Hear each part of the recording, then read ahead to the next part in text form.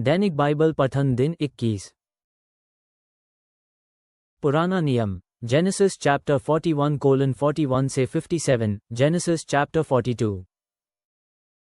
एक विशेष समारोह और प्रदर्शन था जिसमें फिरौन ने यूसुफ को प्रशासक बनाया। तब फिरौन ने यूसुफ से कहा, मैं अब तुम्हें मिस्र के पूरे देश का प्रशासक बनाता हूँ। तब फिरौन ने अपनी राजकीय मुहर वाल अंगूठी यूसुफ को दी और यूसुफ को एक सुंदर रेशमी वस्त्र पहनने को दिया। फिरौन ने दूसरे श्रेणी के राजकीय रथ पर यूसुफ को सवार होने को कहा।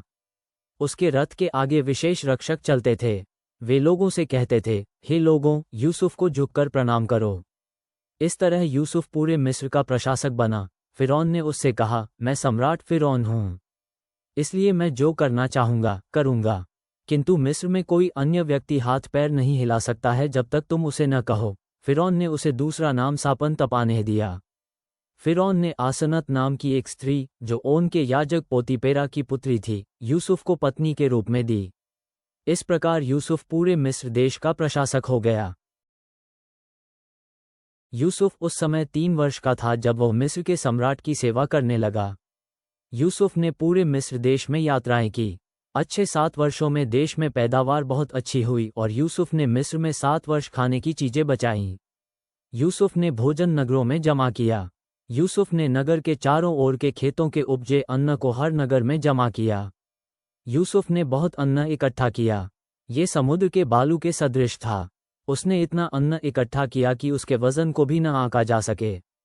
यूसुफ की पत्नी आसनत ओन के याजक पोतीपरा की पुत्री थी। भूखमरी के पहले वर्ष के आने के पूर्व यूसुफ और आसनेत के 2 पुत्र हुए।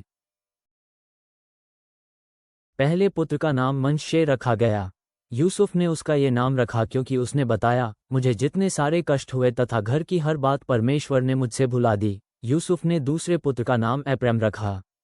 यूसुफ ने उसका नाम ये रखा क्योंकि उसने बताया, मुझे बहुत दुख मिला, लेकिन परमेश्वर ने मुझे फलाया। 7 वर्ष तक लोगों के पास खाने के लिए ये सब भोजन था जिसकी उन्हें आवश्यकता थी, और जो चीजें उन्हें आवश्यक थीं वे सभी उगती थीं। किंतु 7 वर्ष बाद भूखमरी के दिन शुरू हुए। ये ठीक वैसा ही हुआ जैसा यूसुफ ने कहा था। सारी भूमि में चारों ओर अन्न पैदा न हुआ। लोगों के पास खाने को कुछ न था, किंतु मिस्र में लोगों के खाने के लिए काफी था, क्योंकि यूसुफ ने अन्न जमा कर रखा था। भूखमरी का समय शुरू हुआ और लोग भोजन के लिए फिरौन के सामने रोने लगे। फिरौन ने मिस्री लोगों से कहा, यूसुफ से पूछो, वही करो जो वो करने को कहता है। इसलिए जब देश में सर्वत्र भूखमरी थी, यूसुफ ने अनाज के गोदामों से लोगों को अन्न दिया। यूसुफ ने जमा अन्न को मिस्र के लोगों को बेचा। मिस्र में बहुत भयंकर अकाल था। मिस्र के चारों ओर के देशों के लोग अनाज खरीदने मिस्र आए।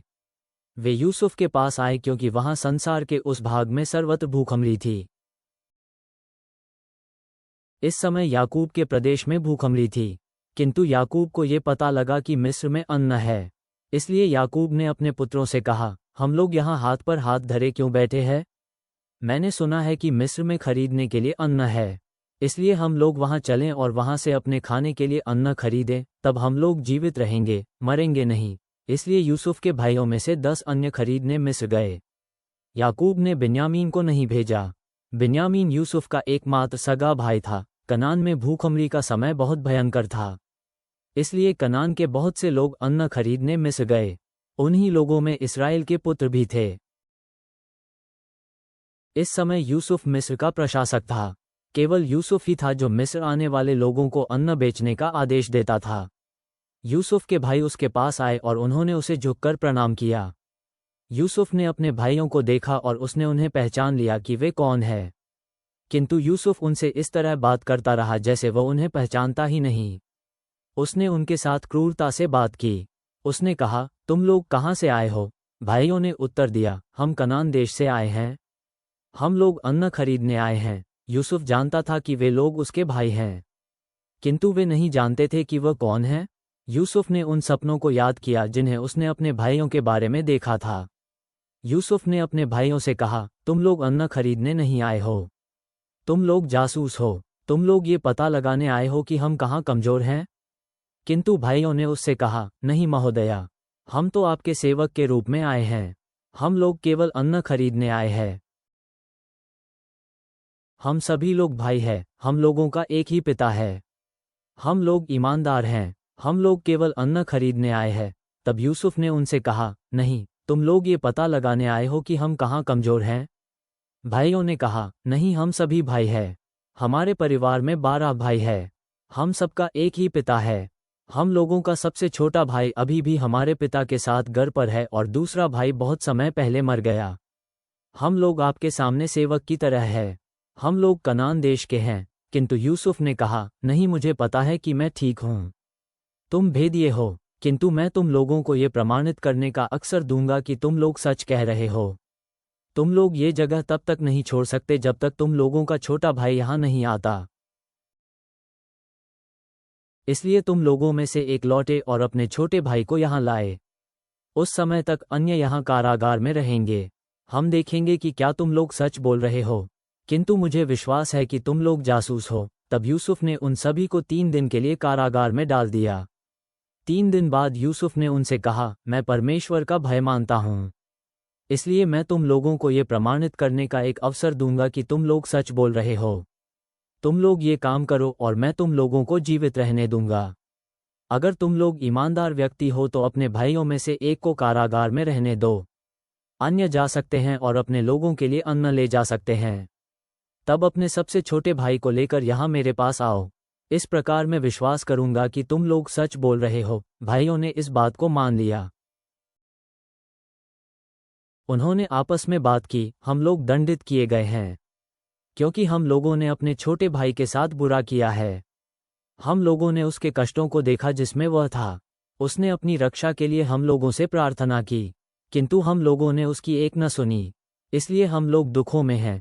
तब रूबेन ने उनसे कहा, मैंने तुमसे कहा था कि उस लड़के का कुछ भी बुरा न करो, लेकिन तुम लोगों ने मेरी एक न सुनी, इसलिए अब हम उसकी मृत्यु के लिए दंडित हो रहे हैं। यूसुफ अपने भाइयों से बात करने के लिए एक दुभाषिए से काम ले रहा था, इसलिए भाई नहीं जानते थे कि यूसुफ उनकी भाषा जानता है, किंतु वे जो कुछ कहते थे उसे यूसुफ सुनता और समझता था। उनकी बातों से यूसुफ बहुत दुखी हुआ, इसलिए यूसुफ उनसे अलग हट गया और रो पड़ा। थोड़ी देर में यूसुफ उनके पास लौटा। उसने भाइयों में से शिमोन को पकड़ा और उसे बांधा, जबकि अन्य भाई देखते रहे। यूसुफ ने कुछ सेवकों को उनकी बोरियों को अन्न से भरने को कहा। भाइयों ने इस अन्न का मूल्य यूसुफ को दिया, किंतु यूसुफ ने उस धन को अपने पास नहीं रखा। उसने उस धन को उनकी अनाज की बोरियों में रख दिया। तब यूसुफ ने उन्हें वे चीज़ें दी जिनकी आवश्यकता उन्हें घर तक लौटने की यात्रा में ही सकती थी। इसलिए भाइयों ने अन्न को अपने गधों पर लादा और वहां से चल पड़े। वे सभी भाई रात को ठहरे और भाइयों में से एक ने कुछ अन्न के लिए अपनी बोरी खोली और उसने अपना धन अपनी बोरी में पाया। उसने अन्य भाइयों से कहा, देखो, जो मूल्य मैंने अन्न के लिए चुकाया वह यहाँ है। किसी ने मेरी बोरी में ये धन लौटा दिया है। वे सभी भाई बहुत अधिक भयभीत हो गए। उन्होंने आपस में बातें की, परमेश्वर हम लोगों के साथ क्या कर रहा है। वे भाई कनान देश में अपने पिता याकूब के पास गए। उन्होंने जो कुछ हुआ था अपने पिता को बताया।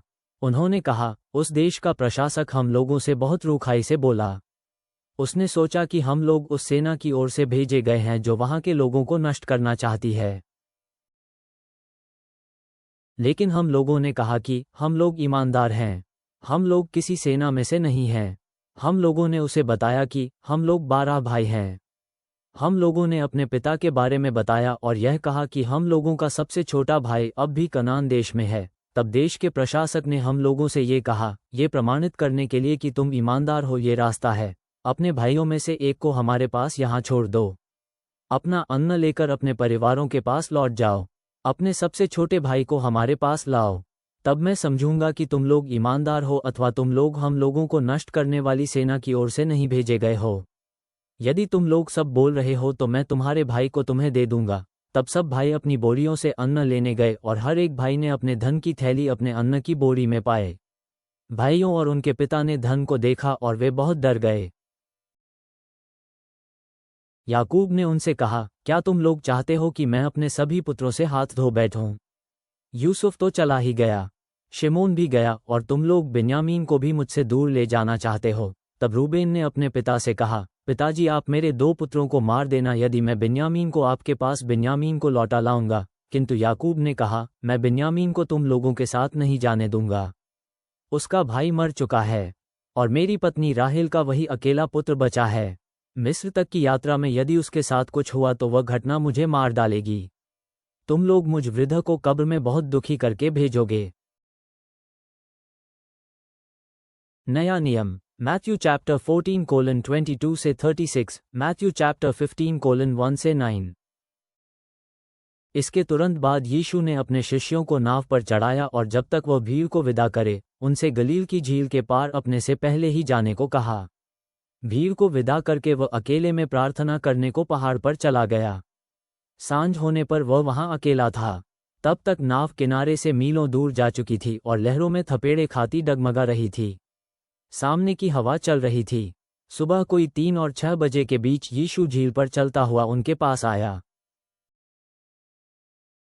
उसके शिष्यों ने जब उसे झील पर चलते हुए देखा तो वह घबराए हुए आपस में कहने लगे, ये तो कोई भूत है। वे डर के मारे चीख उठे। यीशु ने तत्काल उनसे बात करते हुए कहा, हिम्मत रखो, यह मैं हूँ, अब और मत डरो। पतरस ने उत्तर देते हुए उससे कहा, प्रभु, यदि यह तू है तो मुझे पानी पर चलकर अपने पास आने को कह। यीशु ने कहा, चला आ। पतरस नाव से निकलकर पानी पर यीशु की तरफ चल पड़ा। उसने जब तेज हवा देखी तो वह घबराया। वह डूबने लगा और चिल्लाया, प्रभु, मेरी रक्षा कर। यीशु ने तत्काल उसके पास पहुंचकर उसे संभाल लिया और उससे बोला, ओ अल्पविश्वासी, तूने संदेह क्यों किया? और वे नाव पर चढ़ आए। हवा थम गई। नाव पर के लोगों ने यीशु की उपासना की और कहा, तू सचमुच परमेश्वर का पुत्र है। सो झील पार करके वे गन्नेसरत के तट पर उतर गए। जब वहां रहने वालों ने यीशु को पहचाना तो उन्होंने उसके आने का समाचार आसपास सब कहीं भिजवा दिया, जिससे लोग जो रोगी थे उन सबको वहां ले आए और उससे प्रार्थना करने लगे कि वह उन्हें अपने वस्त्र का बस किनारा ही छू लेने दे। और जिन्होंने छू लिया वे सब पूरी तरह चंगे हो गए। फिर कुछ फरीसी और यहूदी धर्मशास्त्री यरूशलेम से यीशु के पास आए और उससे पूछा, तेरे अनुयायी हमारे पुरखों के रीति रिवाजों का पालन क्यों नहीं करते? वे खाना खाने से पहले अपने हाथ क्यों नहीं धोते? यीशु ने उत्तर दिया, अपने रीति रिवाजों के कारण तुम परमेश्वर के विधि को क्यों तोड़ते हो? क्योंकि परमेश्वर ने तो कहा था, तू अपने माता पिता का आदर कर, और जो कोई अपने पिता या माता का अपमान करता है उसे अवश्य मार दिया जाना चाहिए। किंतु तुम कहते हो, जो कोई अपने पिता या अपनी माता से कहे, क्योंकि मैं अपना सब कुछ परमेश्वर को अर्पित कर चुका हूं, इसलिए तुम्हारी सहायता नहीं कर सकता। इस तरह उसे अपने माता पिता का आदर करने की आवश्यकता नहीं। इस प्रकार तुम अपने रीति रिवाजों के कारण परमेश्वर के आदेश को नकारते हो। ओ ढोंगियों, तुम्हारे बारे में यशायाह ने ठीक ही भविष्यवाणी की थी। उसने कहा था, ये लोग केवल होठों से मेरा आदर करते हैं, पर इनका मन मुझसे सदा दूर रहता है। मेरे लिए उनकी उपासना व्यर्थ है, क्योंकि उनकी शिक्षा केवल लोगों द्वारा बनाए हुए सिद्धांत हैं। भजन संहिता, साम चैप्टर 12:1 से 8। शो मिनित की संगत पर संगीत निर्देशक के लिए दाऊद का एक पद। हे यहोवा, मेरी रक्षा कर। खरे जन सभी चले गए हैं। मनुष्यों की धरती में अब कोई भी सच्चा भक्त नहीं बचा है। लोग अपने ही साथियों से झूठ बोलते हैं। हर कोई अपने पड़ोसियों को झूठ बोलकर चापलूसी किया करता है। यहोवा उन ओंठों को सीधे जो झूठ बोलते हैं। हे यहोवा, उन जीभों को काट जो अपने ही विषय में डींग हाँकते हैं। ऐसे जन सोचते हैं, हमारी झूठें हमें बड़ा व्यक्ति बनाएंगी। कोई भी व्यक्ति हमारी जीभ के कारण हमें जीत नहीं पाएगा। किंतु यहोवा कहता है, बुरे मनुष्यों ने दीन दुर्बलों से वस्तुएं चुरा ली हैं। उन्होंने असहाय दीन जन से उनकी वस्तुएं ले लीं। किंतु अब मैं उन हारे थके लोगों की रक्षा खड़ा होकर करूंगा। यहोवा के वचन सत्य हैं और इतने शुद्ध जैसे आग में पिघलाई हुई श्वेत चांदी। वे वचन उस चांदी की तरह शुद्ध हैं जिसे पिघला पिघला कर 7 बार शुद्ध बनाया गया है। हे यहोवा, असहाय जन की सुधि ले। उनकी रक्षा अब और सदा सर्वदा कर। ये दुर्जन अकड़े और बने ठने घूमते हैं, किंतु वे ऐसे होते हैं जैसे कोई नकली आभूषण धारण करता है जो देखने में मूल्यवान लगते हैं, किंतु वास्तव में बहुत ही सस्ते होते हैं। प्रेमी पिता, हम टूटी हुई परिवारों में पुनर्मिलन और सुलह के लिए तेरी कृपा का धन्यवाद करते हैं जो संभव बनाती है। जैसे हम दूसरों को असीमित क्षमा देने के लिए बुलाए गए हैं, उस पर चिंतन करते हुए हमें उन लोगों के प्रति हमारे दिलों को कोमल कर जो हमें चोट पहुंचाई है। हमें समझने में मदद कर कि तेरा राज्य दया और अनुग्रह के सिद्धांतों पर चलता है, न कि योग्यता और प्रतिशोध पर। जैसे तू हमें क्षमा करने में उदार रहा है, वैसे ही हम क्षमा करने में उदार हों, कड़वाहट को छोड़कर और शांति को अपनाकर। यीशु के नाम में, आमेन।